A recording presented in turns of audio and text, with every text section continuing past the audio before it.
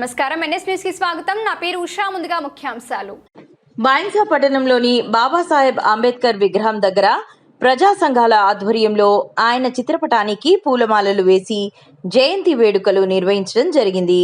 మహాత్మా జ్యోతిబా ఫులే జయంతి సందర్భంగా రాష్ట్ర ప్రభుత్వం ప్రతి జయంతికి ఆయన పేరిట ఉన్న గురుకులాలను అభివృద్ధి చేసే దిశగా ప్రణాళిక రూపొందించాలని నేటి బాలలే రేపటి పౌరులు అన్నారు. కానీ గురుకుల సంస్థల్లో విద్యార్థులకు తీరని అన్యాయం జరుగుతుందని అన్నారు. బైన్సా పట్టణ కేంద్రంలోని బాబాసాహెబ్ అంబేద్కర్ విగ్రహం దగ్గర మహాత్మా జ్యోతిబా ఫులే గారి జయంతి సందర్భంగా పూలమాలలు వేసి విద్యా సంఘాల ఆధ్వర్యంలో ఏదైతే ఈరోజు అర్పించడం అనేటువంటి జరిగింది.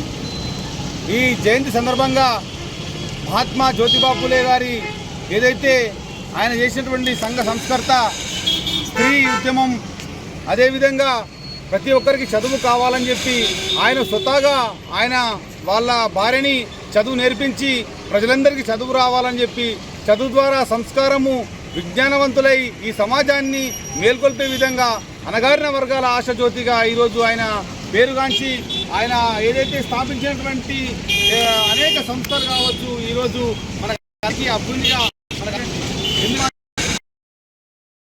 కానీ ఆయన మహనీయుడికి సంబంధించినటువంటి పేరిట జరుగుతున్నటువంటి మా గురుకుల